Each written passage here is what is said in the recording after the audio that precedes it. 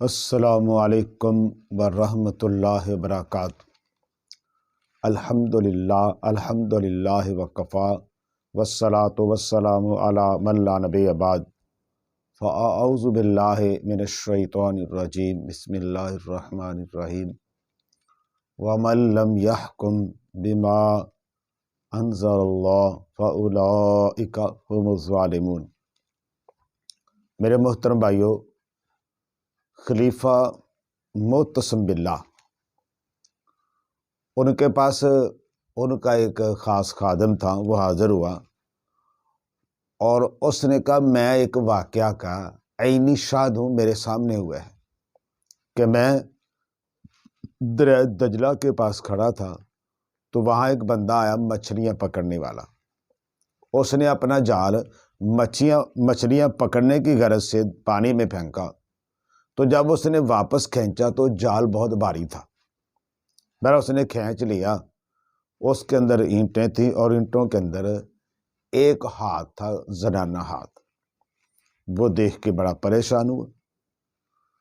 تو معلوم یہ ہوتا تھا کہ یہ کوئی قتل کو مرڈر کیس ہے۔ یہ بات سن کر معتصم باللہ بہت پریشان ہوا،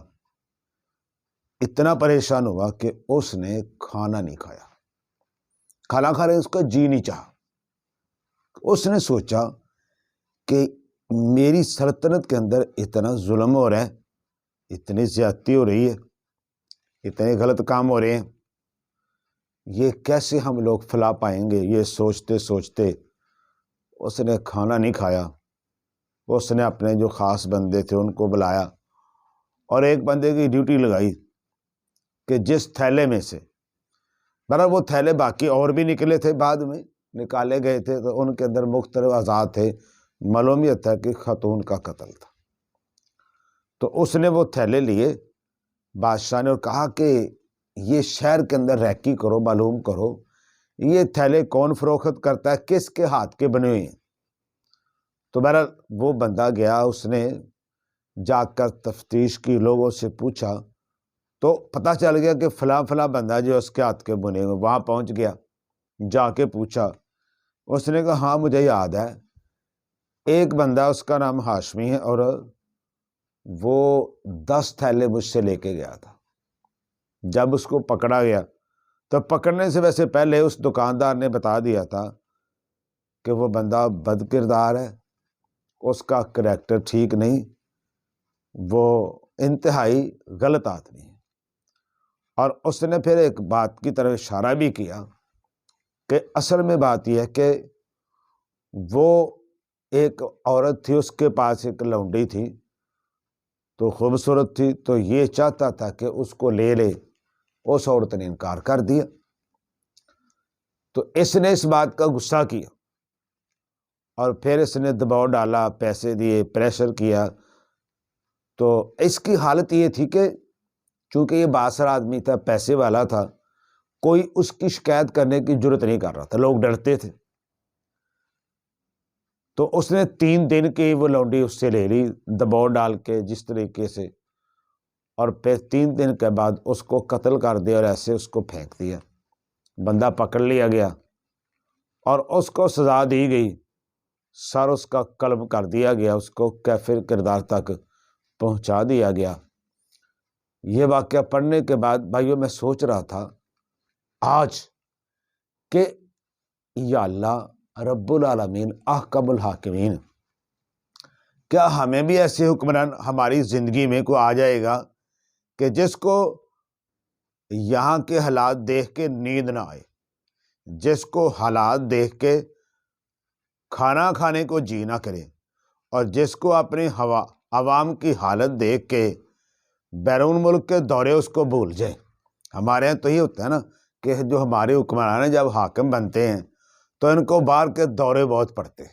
دورے پہ دورہ، دورے پہ دورہ۔ وہ ایک وزیر اعظم تھی پاکستان کی، تو وہ بار بار دورے پہ جایا کرتی تھی۔ تو ایک دفعہ وہ پاکستان تھیں تو کسی صحافی نے لکھ دیا کہ وزیر اعظم صاحبہ جو آج کل پاکستان کے دورے پہ آئی ہوئی ہیں، تو صحافی کی شامت آ گئی تھی کہ تم نے ایسی خبر کیوں چلائی ہے۔ تو میرا ہمارے حکمران جو ہیں، اللہ کرے کہ ایسا حکمران ہمیں مل جائے جو ملک کے حالات دیکھ کر اور یہ شرح دیکھ کے کہ دن بہ دن جرائم کے اندر اضافہ کیوں ہو رہا ہے، دن بہ دن بے روی کے اندر اضافہ کیوں ہو رہا ہے، دن بہ دن وہ قتلوں کے اندر اضافہ کیوں ہو رہا ہے، یہ سب کچھ جو حالات تیزی کے ساتھ بدل رہے ہیں، جرائم کی شرح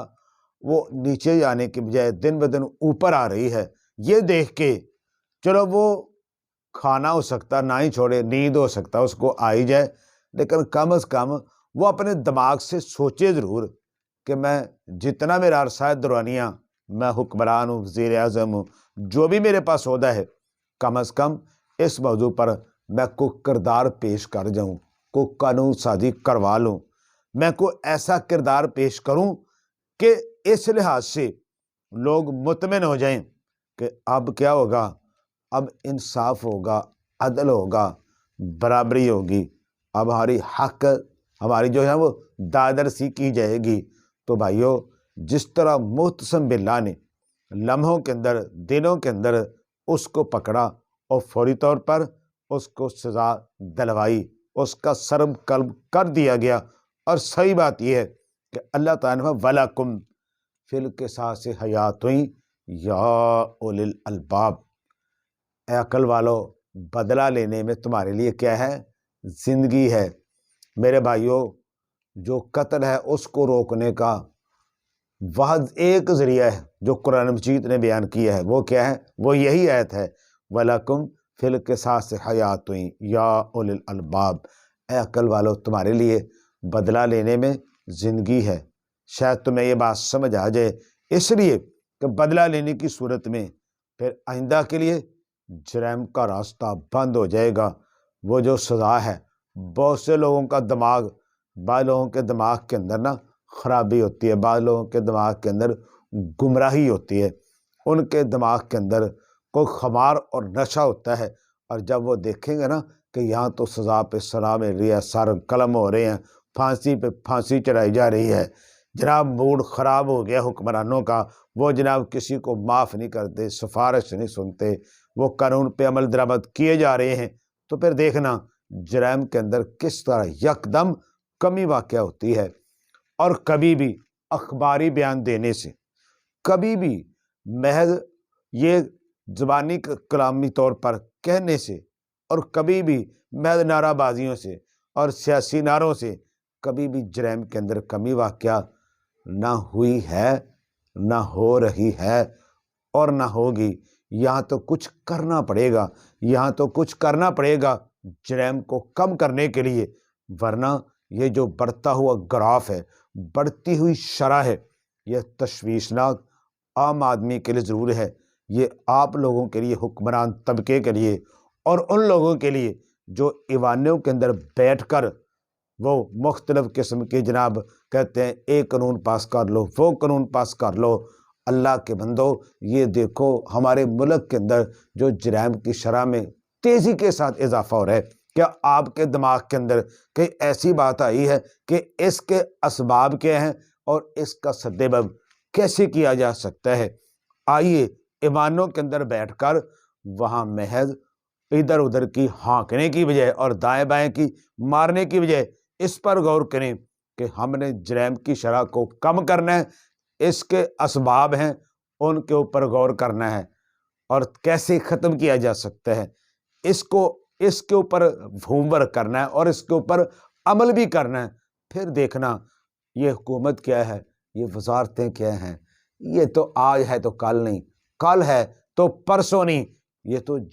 آنی جانی چیز ہے۔ بڑے لوگ آئے اور بڑے چلے گئے، لیکن آج نام کس کا ہے؟ جس نے کیا ہے، اگر کیا ہے چاہے کوئی بھی ہے،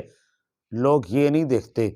کہ کون ہے، لوگ یہ دیکھتے ہیں کہ کام کیا ہے، اس نے کیا کیا ہے، اس کے پلے کیا تھا، اس نے کیا کیا ہے۔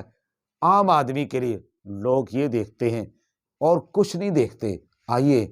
ایوانوں کے اندر بیٹھنے والے دعوت عام ہے، کریں کچھ امن و امان کے لیے، سکون کے لیے، اطمینان کے لیے، لوگوں کے درمیان عدل کے لیے۔ پھر دیکھنا اللہ کیسے تمہاری کرسیوں پر برکتیں نازل کرتا ہے، ورنہ اگر ایسا نہ ہوا تو نحوست ہی نحوست رہنی ہے۔